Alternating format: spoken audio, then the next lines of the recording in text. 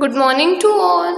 So in the previous video we have completed the work on page number 91, 92 and 93, and in today's video we'll do our previous work. Means जो work मैंने आपको homework में दिया था वो आज हम कंप्लीट करेंगे. जिसको नहीं आया है, जिसको मतलब समझ नहीं आया कि कैसे करना है, वो आज वाले वीडियो में से अपना ये वर्क कंप्लीट करें. सैटरडे को हम यही वाला वर्क करेंगे. ओके, सो पेज नंबर 73 पे जो पैसेज था ये उस दिन मैंने आपको बहुत अच्छे से समझाया था, एक्सप्लेन किया था. आज एक बार और इन शॉर्ट हम देख लेते हैं इसका explanation. The barber was to keep watch first, the philosopher after that, and the bald man last of all. So the philosopher and the bald man went to sleep and the barber was on watch. अब इनको क्या करनी थी, नज़र रखनी थी. किसको? Barber को, फिलोसोफर और बाल्ड मैन. बाल्ड मतलब होता है गंजा आदमी. इनको क्या नज़र रखनी थी.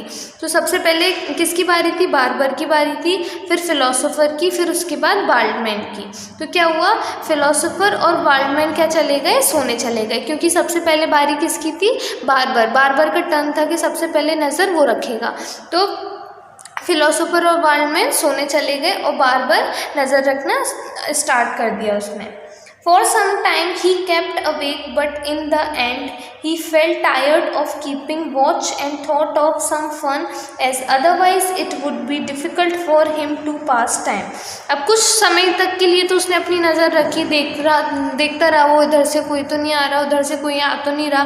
पर फिर क्या हुआ, एक टाइम ऐसा आया कि वो देख देख के नज़र रख के थक गया. तो उसने सोचा कि कुछ है ना, मेरे को कुछ थोड़ी सी मस्ती करनी चाहिए, नहीं तो क्या होगा, ऐसे तो मैं बोर हो जाऊंगा, मेरा टाइम पास करना डिफ़िकल्ट हो जाएगा, मुश्किल हो जाएगा. So he took out the razor from his box and shaped the hair of the philosopher's head. तो उसने क्या किया, मस्ती करने के लिए रेज़र निकाला उसके बॉक्स में से और जो फिलोसोफर के बाल थे उनको शेव कर दिया, मतलब उसको गंजा कर दिया. किसको? फिलोसोफर को. At the fix time he woke up the philosopher and went off to sleep. फिर फिक्स टाइम पे उसने फिलोसोफर को जगाया, क्योंकि फिलोसोफर की बारी थी बार्बर के बाद नज़र रखने की. तो बार्बर ने क्या किया, फिलोसोफर को जगा दिया फिक्स टाइम पे और खुद सोने चला गया. When the philosopher got up and felt his head all over, he was startled and said in surprise, "It was my turn, but this rest fellow has awakened the bald man." अब जब philosopher उठा तो उसने क्या, अपने सिर के आसपास हाथ घुमाया और उसने फील किया कि वो क्या हो गया, मतलब गंजा हो गया. उसको गंजा सिर दिख रहा था, नींद में तो था ही वो. तो उसने क्या बोला, चौंक के उसने बोला कि ये तो क्या मेरी बारी थी बार्बर के बाद तो नज़र रखने की, लेकिन इस बेवकूफ़ आदमी ने क्या किया, बाल्ड मैन को जगा दिया. अब बार्बर ने जगाया तो फिलोसोफर को ही था, पर उसने क्या किया था, फिलोसोफर का सिर गंजा कर दिया था. तो अब फिलोसोफर सोच रहा था कि बार्बर ने फिलोसोफर को जगाने की बजाय किसको जगा दिया, बाल्ड मैन को जगा दिया. और क्योंकि वो नींद में था तो उसको ऐसा लग रहा था कि बाल्ड मैन को जगाया है उसने. अब हम इसके आंसर्स करेंगे. Why did the philosopher get up? Why did the philosopher get up? Philosopher क्यों उठ गया था? Option A, he realized that his head was being shaved off. It was his turn to keep watch. He was not feeling sleepy. He had a bad dream. Option A, he realise that his head was being shaved off. इसलिए उठ गया था वो क्योंकि उसको realise हो गया था, फील हो गया था कि उसका सिर गंजा कर दिया गया है. It was his turn to keep watch, या फिर ये उसकी बारी थी नज़र रखने की. He was not feeling sleepy, उसको नींद नहीं आ रही थी. और he had a bad dream, या फिर उसको बुरा सपना आया था. देखो, अगर अब आपने स्टोरी सुना हो तो आप ध्यान दीजिएगा कि सबसे पहले किसकी बारी थी नज़र रखने की, बार्बर की, फिर फिलोसोफर की, फिर बाल्ड मैन की. अब जब बार्बर ने मस्ती करके क्या किया था, बार्बर ने, यहाँ पे लिखा है at the fix time he woke up. He कौन? Barber woke up the philosopher. किसने उठाया था फिलोसोफर को? बार्बर ने उठाया था. वो अपनी मर्जी से नहीं उठा था. और लास्ट तक फिलोसोफर को ये महसूस नहीं हुआ, ये फील नहीं हुआ कि उसका सिर गंजा कर दिया गया है. है ना। वो तो यही सोचा था ना कि बार्डमैन को उठा दिया बार्बर ने, लेकिन बारी तो मेरी थी नज़र रखने की। तो लास्ट में ये लोग ये भी बोल रहे हैं कि उसको फील नहीं हुआ था कि उसका सिर गंजा हो गया है, और इसमें ये भी लिखा है कि बार्बर ने उठाया था फिलोसोफर को। अब ऐसा कुछ हमारे ऑप्शन में दिया ही नहीं है कि फिलोसोफर क्यों उठाता। फर्स्ट रीज़न इनने दिया है कि he realise that his head was being shaved off, उसको रियलाइज़ हो गया था कि उसका जो हेड है, सिर है, गंजा कर दिया गया है। लेकिन लास्ट में इसमें कहीं पे भी ऐसा नहीं बताया है कि उसको रियलाइज़ हुआ कि उसका सिर गंजा कर दिया गया है। Second, it was his turn to keep watch, उसका टर्न, हाँ उसकी बारी थी नज़र रखने की, बार्बर के बाद उसकी बारी थी। लेकिन यहाँ पे इन्होंने क्वेश्चन पूछा है why did the philosopher get up, वो क्यों उठाता। तो उसकी बारी तो थी, लेकिन वो तो गहरी नींद में सो रहा था। अगर बार्बर उसको उठाता ही नहीं तो वो कैसे उठता। ही वॉज नॉट फीलिंग स्लीपी, उसको नींद नहीं आ रही थी। कि ये तो बिल्कुल गलत है क्योंकि वो तो पहले से ही सो रहा था। ही हैड अ बैड ड्रीम, उसको कोई बुरा सपना आया था क्या, ऐसा कुछ हमें पैराग्राफ में नहीं दिया गया है। तो इनमें से कोई भी ऑप्शन हमारा सही नहीं है। अगर यहाँ पे राइट होता क्या कि he was awakened by the barber, उसको किसने उठाया था, उसको बार्बर ने उठाया था, तो वो ऑप्शन हम टिक मार्क करते। पर इसमें क्या है, सारे ऑप्शंस रॉन्ग हैं। तो हम ई ऑप्शन लिखेंगे, नन ऑफ दीज, इनमें से कोई नहीं, और वो बॉक्स बना के हम टिक कर देंगे। क्योंकि एक्चुअल में उसको उठाया था किसने, बार्बर ने उठाया था, इसीलिए फिलोसोफर उठा था। इसके अलावा और कोई रीज़न नहीं है फिलोसोफर के उठने का। Second, who went to sleep first, सबसे पहले सोने कौन गया था। The philosopher and the barber and the baldman and the philosopher और the barber।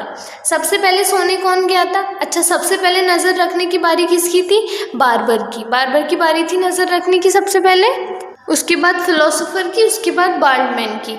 तो जब बार्बर नज़र रख रहा है तो सबसे पहले सोने कौन जाएगा, फिलोसोफर और बाल्डमैन। तो कौन सा ऑप्शन सही होगा हमारा, the C1, the bald man and the philosopher.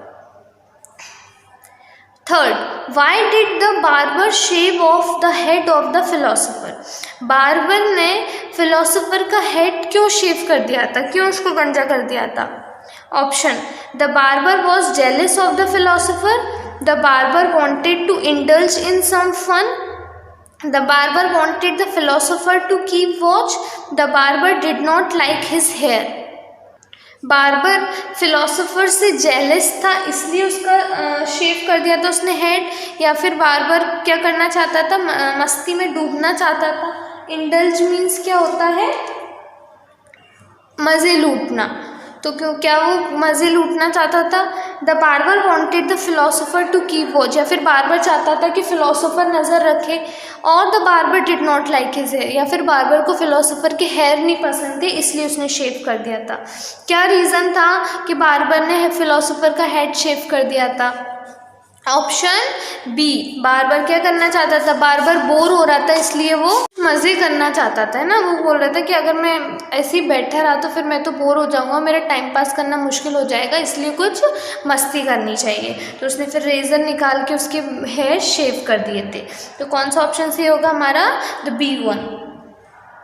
Now, fourth, which one of the following is the correct sequence decided upon the three to keep watch turn by turn?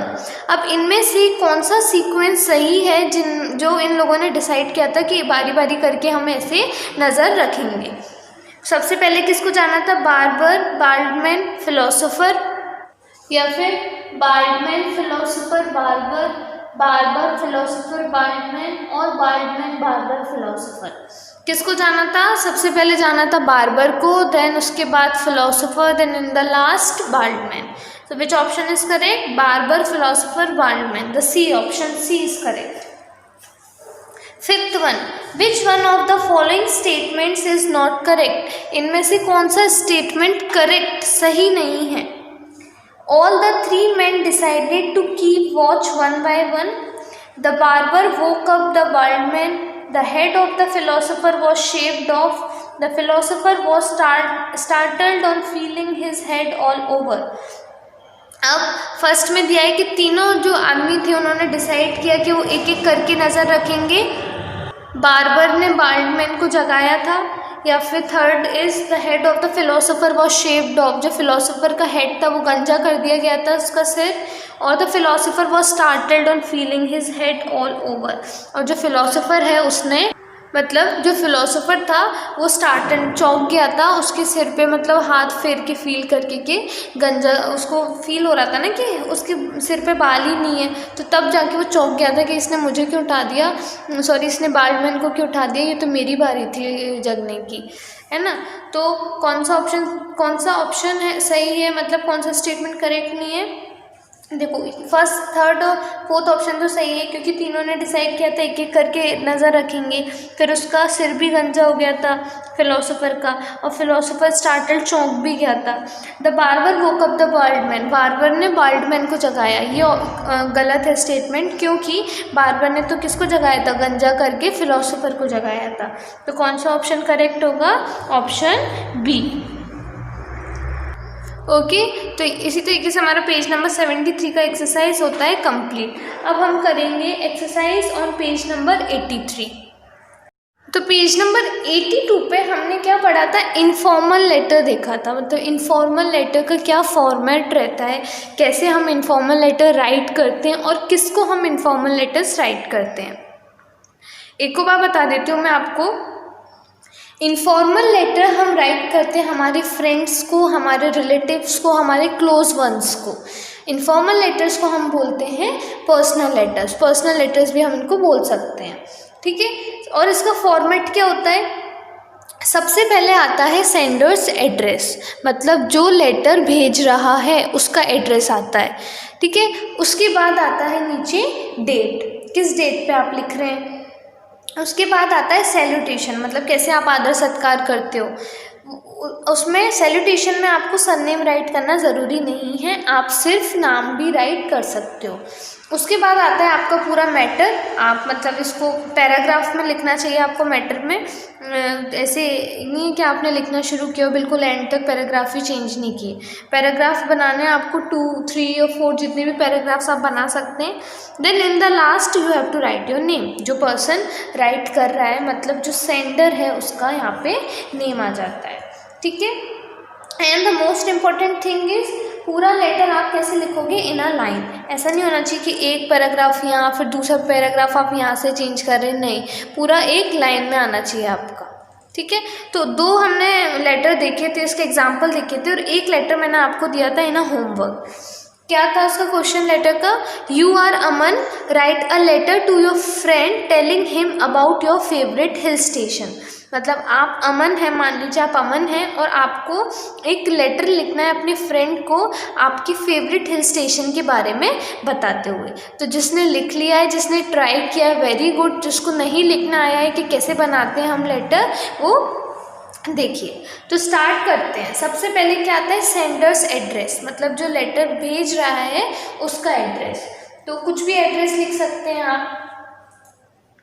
पहले हम लिखेंगे हाउस नंबर 67, फिर उसके बाद लिखेंगे सेक्टर, कुछ भी लिख दीजिए, 9 लिख देते हैं।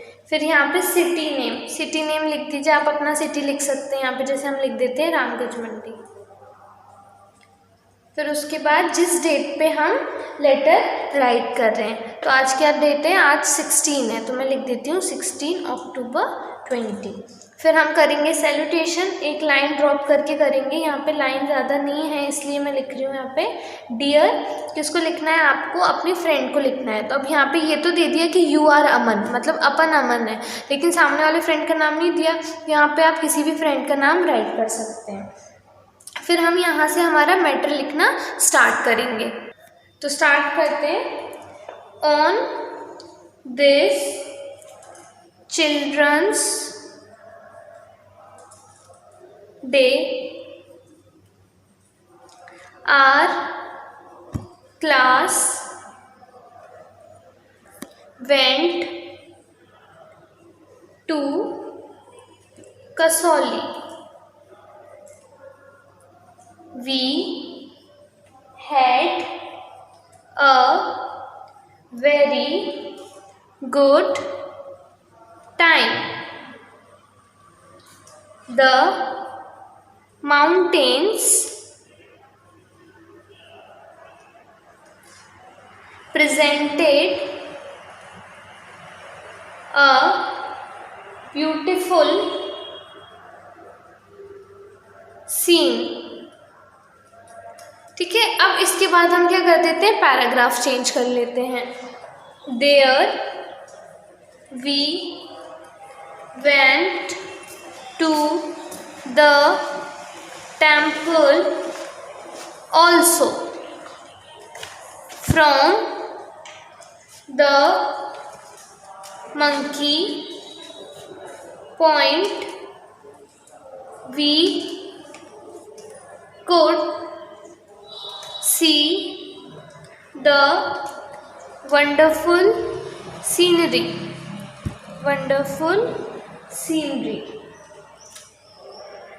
फिर लास्ट में हम राइट कर देंगे tell me about your favourite hill station to.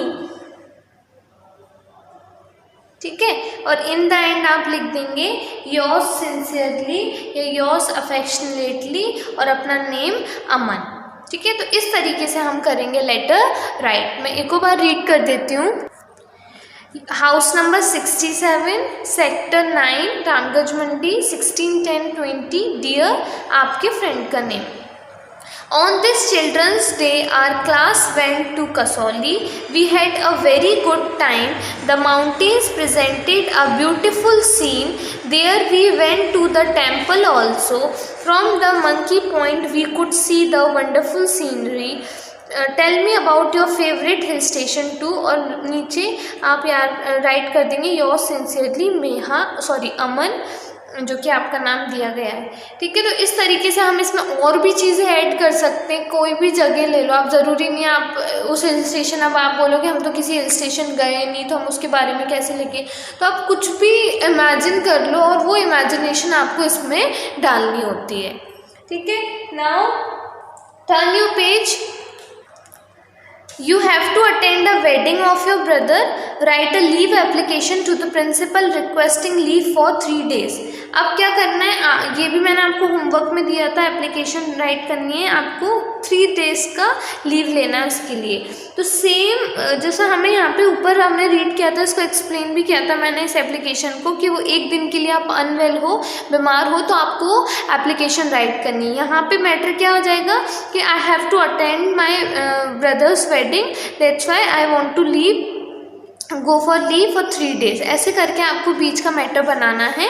बहुत ईजी है एप्लीकेशन। तो जैसे यहाँ पे लिखा था I have high fever so I am unable to attend school, बस ये रीज़न आपका चेंज हो जाएगा। यहाँ पे रीज़न आ गया आपका कि आपको आपके ब्रदर की वेडिंग अटेंड करना है।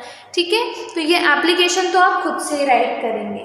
अब आते हैं हम हमारे पेज नंबर 85 पे। यहाँ पे दिया गया है कॉन्वर्सेशन था एक, तो कॉन्वर्सेशन चल रहा था, read the given conversation, Rahul and Neha के बीच चल रहा था। तो राहुल बोलता है कि where should I throw this wrapper, मुझे रैपर कहाँ फेंकना चाहिए। तो नेहा बोलती है कि यहीं पे फेंक दो, ये मत बोलना मुझे कि तुम इसको रांची तक ले जाना चाहते हो। तो राहुल बोलता है कि मुझे डस्टबिन तो नहीं दिख रहा है यहाँ पे, यहाँ मेरे को डस्टबिन नहीं मिल रहा है। तो नेहा बोलती है डस्टबिन तुम इनको यहीं फेंक दो, ट्रैक्स पे पटरियों पे फेंक दो। तब जाके पॉटर बोलता है कि डस्टबिन बिल्कुल आपके राइट में है, दीवार के पास, मुझे दीजिए मैं इसको फेंक देता हूँ डस्टबिन में। तो राहुल फिर पॉटर को थैंक यू बोलता है। तो अब हम इस कॉन्वर्सेशन से क्या सीखते हैं वो हमको राइट करना है 2 पॉइंट में। चलो लिखते हैं हम।